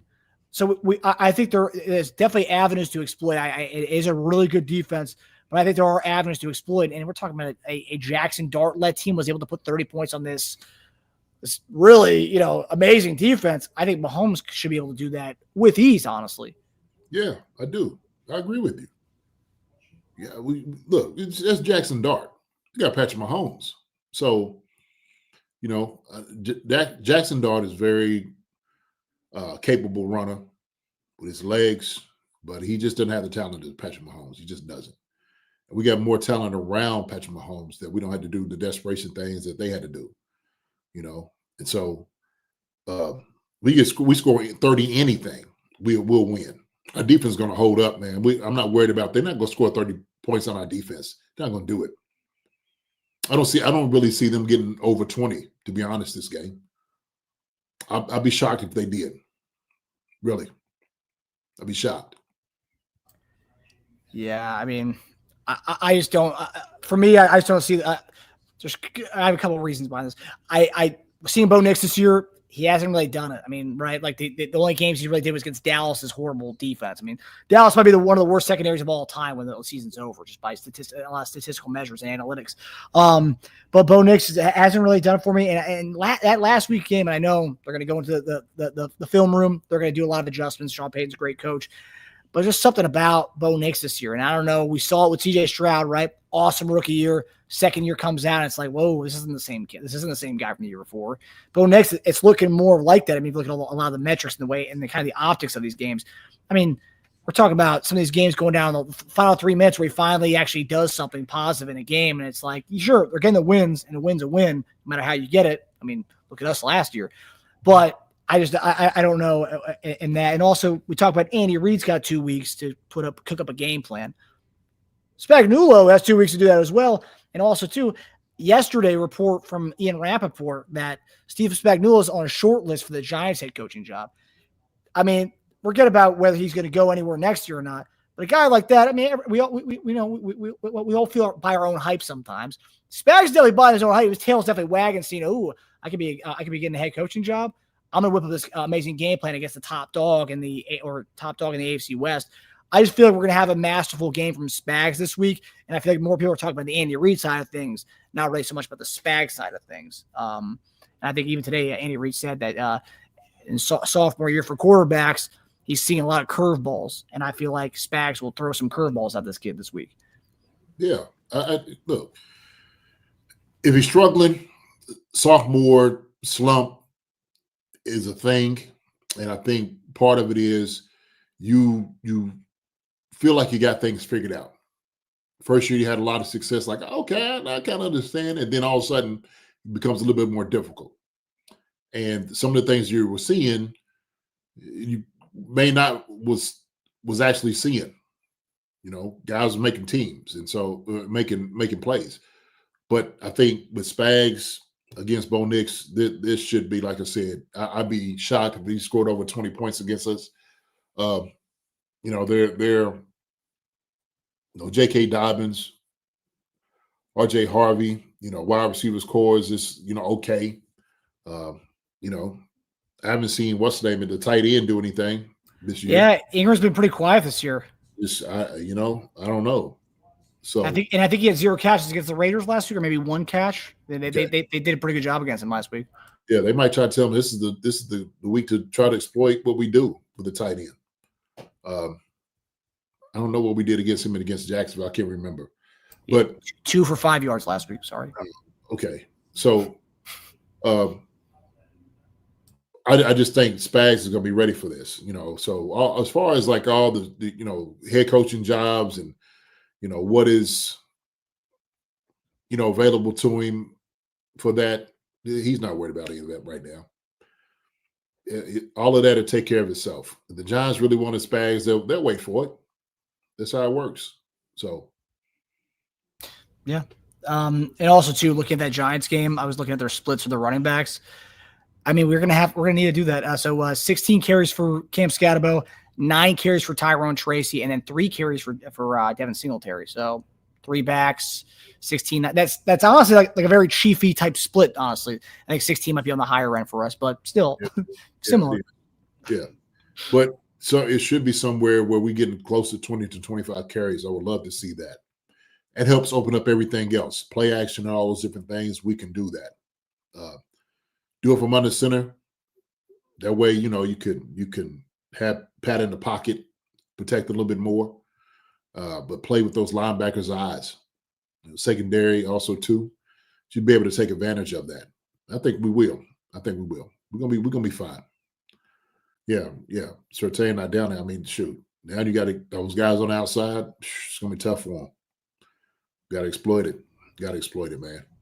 But Chiefs gonna be ready, man. Either way, on either side of the ball, we're gonna be ready. So this is gonna be our first one that we're building toward finishing up this season. We start here. This is where we start. Second half of the season, start with Denver. Brick by brick. Yep. Brick by brick. Before we get out of here, what would, maybe not prediction, but how many points do you think we score on Sunday? More than 28? I don't know. I haven't really thought about it yet. I said we get up there close to 30, and we should. Okay. Yeah. I mean, hey, if Jackson Dart can do it, we can do it. Absolutely. Absolutely. So. All right.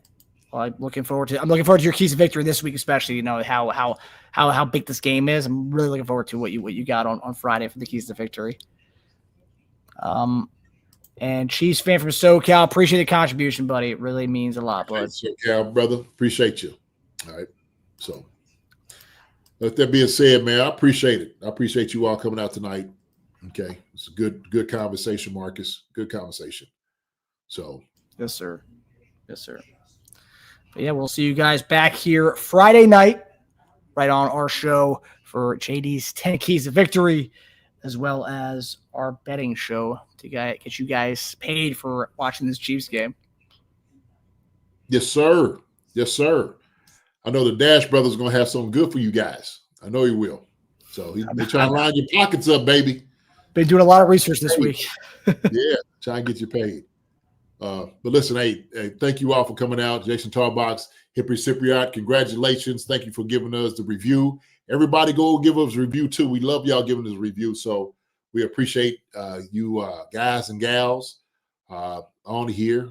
Give us a like, share, and all those different things. Let everybody know where we at. Okay? We have a good time over here. Like Hippie said, hey, laughter and love. What you're going to get. And you're going to get a lot of knowledge. Got a lot of football. Okay. And you know one thing I'm going to give you some of that fire. All right. To get you ready. So with that being said, Jazzy D, Witchy Hall, Demetrio Spence, Linda Hunter, Hippie Cypriot, Jason Tarbox, Sasha, Jeremy Gallagher. I'll be in the sky. Appreciate that. Demetrio Spence, Jeremy Olson, Andrew Chenault, Jazzy D, Gary Holland, Janae Rains, Will, my brother. See, Greg Spence. See my guy, DeMonte Green Beans, Gary Holland, Kev. What's going on, my brother? Good to see you. Game Time Conversations. Good to see you again. Second time I seen you in here. So remember that name. Let's see who else we got in here. Pete V. You see, Nighthawker, Randy Conley, Justin Blackwell. Who was all in here? Limey, Tailgater. Got some folks in here tonight, man. I appreciate y'all coming through, man. Come see little old us do our thing, Tailgater. Let me see what else we got in here. Good show, Marcus. Good show, brother. The barbershop was in here. What's up? As always, brother. Oh, yeah. General 51. Morgan D. What's up, Morgan D? Good to see you. It's always like one of my favorite times is going through here and saying everybody's name that came in, recognizing them. Chiefs from SoCal. Michael Kittle. Thank you, Michael. Appreciate you, brother, coming in, man. Your folks, man, y'all are awesome. Absolutely awesome. Like I said, I always got to come in and come see y'all. Had to do it. So, who else we got? Marcus? Sparkle Sports Cards. I didn't get to say their name earlier. I think it's about it, man. About Time was in here too. I remember About Time being in here. John Clifford was in here.